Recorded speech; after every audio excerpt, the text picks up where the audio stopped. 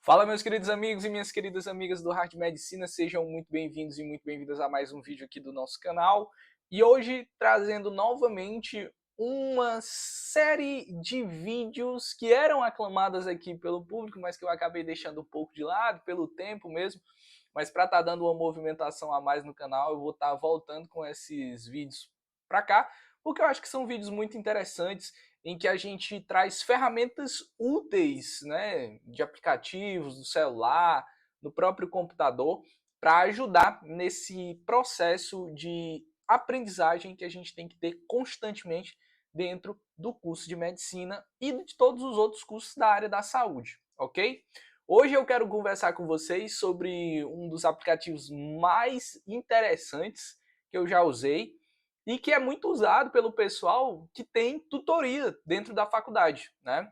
O pessoal que usa o método PBL na faculdade de medicina usa bastante esse aplicativo. Então, se você está entrando na faculdade agora, que é uma faculdade que tem por seu método o método PBL, provavelmente você virá usar esse aplicativo e você saber aí manusear esse aplicativo, pelo menos da parte básica, é algo que vai te ajudar bastante. Eu usei muito esse aplicativo no início da faculdade, principalmente para estudar anatomia, olha só.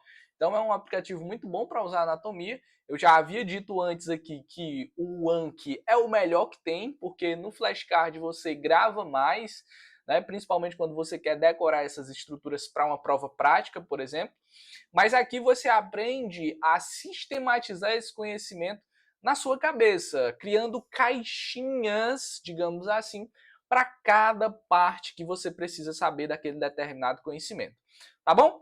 Então, vocês já estão vendo aí o nome do aplicativo na tela, que é o CMAP Tools, ok? Mas antes da gente começar a falar sobre o CMAP, eu queria pedir só que você deixe seu like neste vídeo, compartilhe com os seus amigos de faculdade que estão aí, né, nesse processo também de aprendizagem, né, de trabalho com relação a essas metodologias ativas do PBL, por exemplo, tá? E se inscreva aqui no canal do HardMed também para você estar recebendo as novidades em tempo real aí do que a gente traz aqui para nossa comunidade, tá bom, gente? Então vamos lá.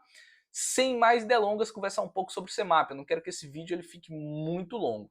Como eu já falei para vocês, o CMAP é uma ferramenta muito legal para você criar mapas mentais, tá? Mapas mentais. Eu já venho falando há bastante tempo com relação ao quão os mapas mentais eles são eficazes no processo de aprendizagem. Muitas pessoas gostam de fazer resumos, né? E qual o problema do resumo? O resumo, eu particularmente gosto muito de fazer resumo. Por que eu gosto de fazer resumo? Porque eu sou o tipo de pessoa que gosta de ler a teoria, eu não sou muito de assistir aula, apesar de gostar de dar aula, mas eu não sou muito de assistir aula. Às vezes eu assisto aula quando eu estou um pouco mais atarefado, ou quando eu tenho pouco tempo para estudar um determinado assunto, certo? Mas assim, eu prefiro mais ler o conteúdo e após ler esse conteúdo, eu costumo fazer um resumo escrito. Meio que como se eu estivesse dando uma aula, fazendo um resumo realmente do que eu entendi dessa leitura. E eu volto no texto só para de repente dar uma lida em alguma coisa que eu esqueci. Essa é uma das formas em que eu estudo. Eu uso bastante versatilidade na hora de estudar justamente porque essa versatilidade ela te ajuda a manter uma determinada constância, você variar as metodologias. Uma que eu nunca abandono, não gosto de abandonar, é a questão dos flashcards, porque os flashcards eu uso para revisar. Então, assim, é uma coisa que eu não abandono de forma alguma. Mas essa parte da coisa da metodologia ativa, do método Feynman, por exemplo, né, em que você conversa consigo mesmo ali como se você estivesse dando uma aula, né, eu costumo usar o resumo escrito. Mas existe uma alternativa ao resumo escrito, que é o mapa mental. E o mapa mental ele é muito eficaz em que aspecto? Ele é muito eficaz porque ele te dá um desafio. Ele cria para ti o desafio de você justamente sistematizar esse conhecimento na sua cabeça.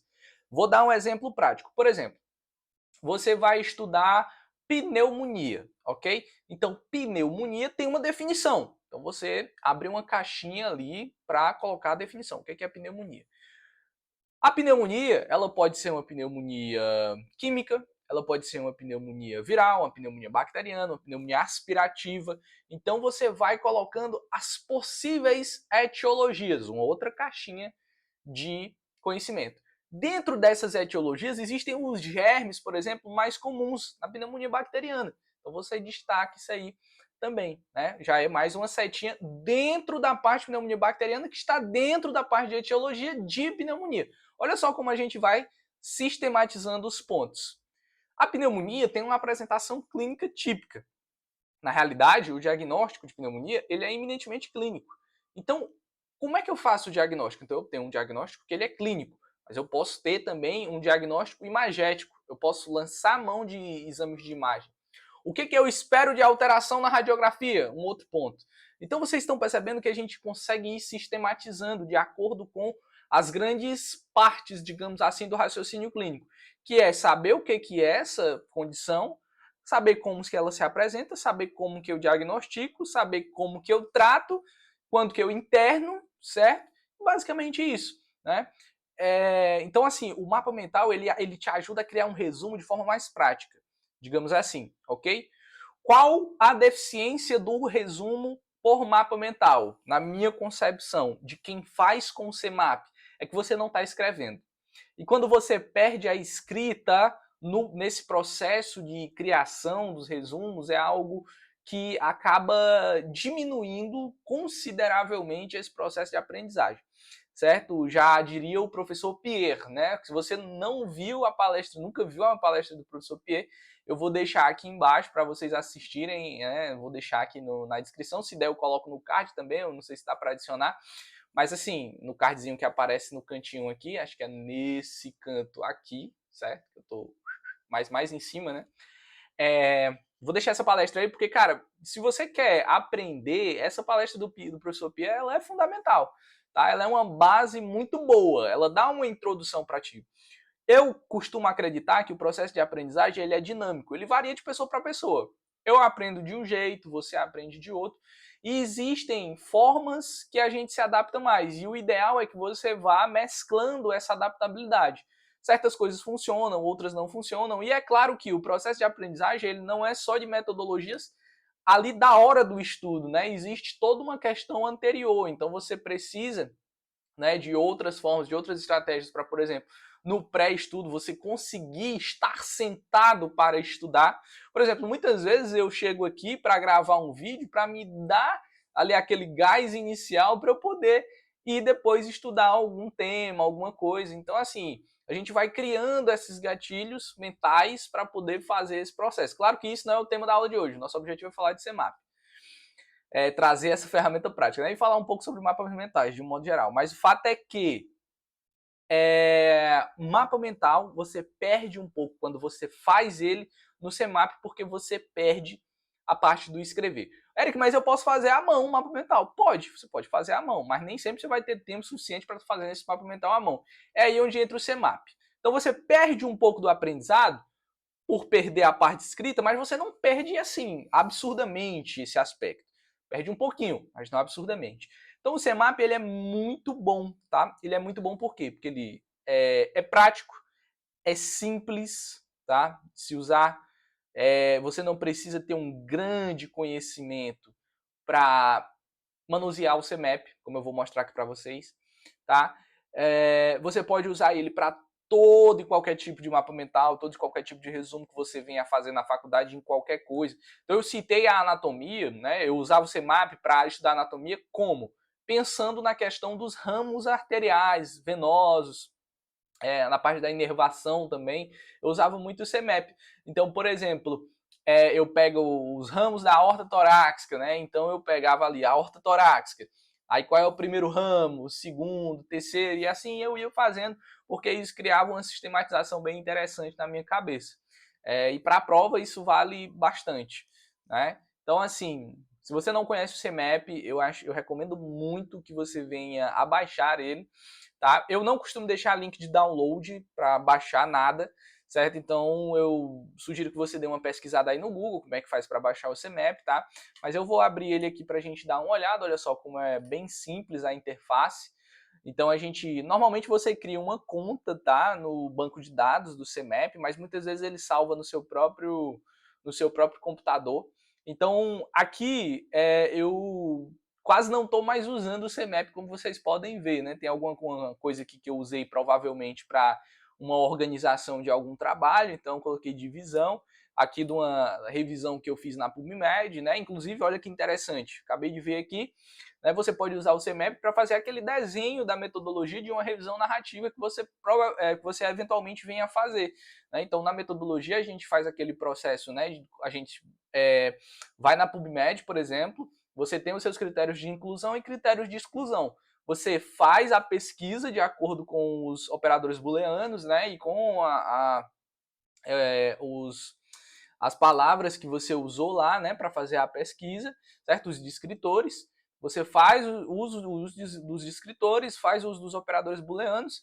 Você vai ter uma quantidade X de artigos, né? E aí, de acordo com essa primeira pesquisa, você já coloca isso na sua metodologia, né? Que você teve tantos artigos, mas aí você fez a aplicação dos critérios de inclusão, critérios de exclusão, aí você já tem uma outra quantidade X de artigos, e aí você vai ver o resumo desses artigos, aí você vai ter outra quantidade, né? E aí é quando você seleciona de fato os artigos para revisão, no último aspecto lá. E você pode fazer isso para cada base de dados e depois colocar isso na sua metodologia, né? Como uma figura. É algo muito interessante que serve, né, que vale a pena, tá? Então aqui é a área de trabalho do CMAP.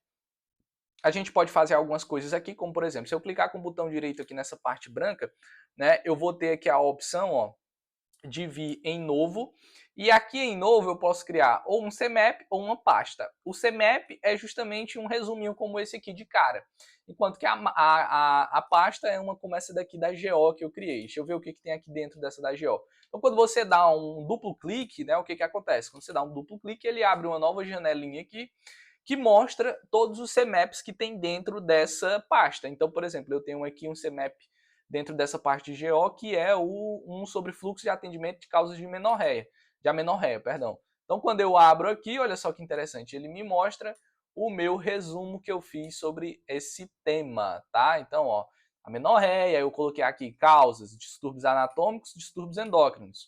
Dentro dos distúrbios anatômicos, eles são classificados em herdados e adquiridos. Os adquiridos, os principais, vão ser a sinéquias e a estenose do colo. Os herdados vão ser os principais, a agenesia mülleriana, a atresia cervical e o ímã perfurado. Dentro da agenesia mülleriana, a gente vai dividir ela em parcial ou total, e a total vai ser caracterizada pela ausência total das estruturas que derivam do ducto de Miller. Olha que interessante. Resumimos bastante essa parte dos distúrbios da amenorreia secundária a distúrbios anatômicos. Aí vem os distúrbios endócrinos, né?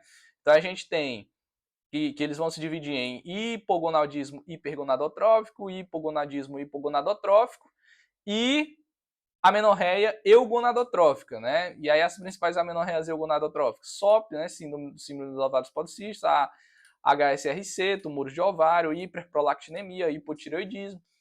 Quanto que aqui no hipo, né, a gente vai ter os distúrbios do hipotálamo, os distúrbios da adenohipófise e outras causas.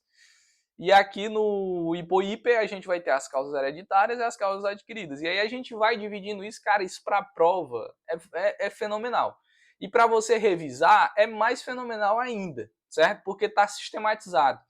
Então, eu costumo defender a tese de que você tem que revisar de duas formas. Você tem que ter o flashcard, porque o flashcard eu uso, né? Como é que eu uso o flashcard? Eu acho que eu já até falei isso no vídeo do Anki, que tem aqui no canal, que é um vídeo antigo, né?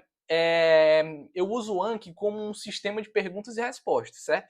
Então, eu faço o meu resumo escrito à mão, e na hora em que eu vou colocar para o Anki, o que eu faço? Eu gero perguntas, e nessas perguntas eu coloco respostas rápidas, ou às vezes não tão rápidas, às vezes eu coloco uma explicação um pouco melhor, porque a ideia não é exatamente que você tenha insights rápidos, é que você revise o assunto, ok? Então você pode, né, fazer essa mesclagem com o CMAP, por exemplo, para fazer o quê? No CMAP você coloca aquela explicação mais detalhada, né? Então, por exemplo, aqui, né, tá bem detalhado cada coisa, e lá no Anki eu só colocaria, por exemplo, como eu classifico as causas de amenorreia? Aí, distúrbios anatômicos e endocrinológicos. Pronto, essa é a resposta. E aí seria uma outra forma de revisar. E aí você pode usar tanto as duas ao mesmo tempo, aí você gasta um pouco mais de tempo para revisar, uns 15 minutos, 20 minutos durante o seu dia. Ou você pode, né, usar uma ou a outra para revisar também. Então, assim, são opções que você tem para fazer isso. Tem que testar, ver o que dá mais certo. Muitas vezes eu uso as duas coisas, tá? Quando eu vou revisar. Eu leio o meu resumo, né, que eu escrevo à mão muitas vezes, e depois eu vejo os... Eu vejo... Orra! A Siri, gente, perdão, do nada. Tomei um susto aqui. Não vou editar, né, porque acontece. E aí é isso, tá? Vocês podem usar as duas formas, vale muito a pena, ok? Então o CMAP é top, eu acho que vale muito a pena investir no uso do CMAP, tá? No seu estudo individual. Como eu disse, não vou deixar link de download porque eu não tenho o costume de fazer isso, mas eu acredito que vocês consigam encontrar aí na internet o download do CMAP, tá bom? Novamente, gente, se vocês gostaram desse vídeo, peço por favor que deixem um like, compartilhem com os amigos de vocês. E se vocês quiserem, a gente vai continuar trazendo essas dicas aqui práticas, digamos assim, né, de ferramentas úteis do nosso dia a dia para ajudar, tá bom? Valeu, pessoal, e até um próximo encontro. Tchau, tchau.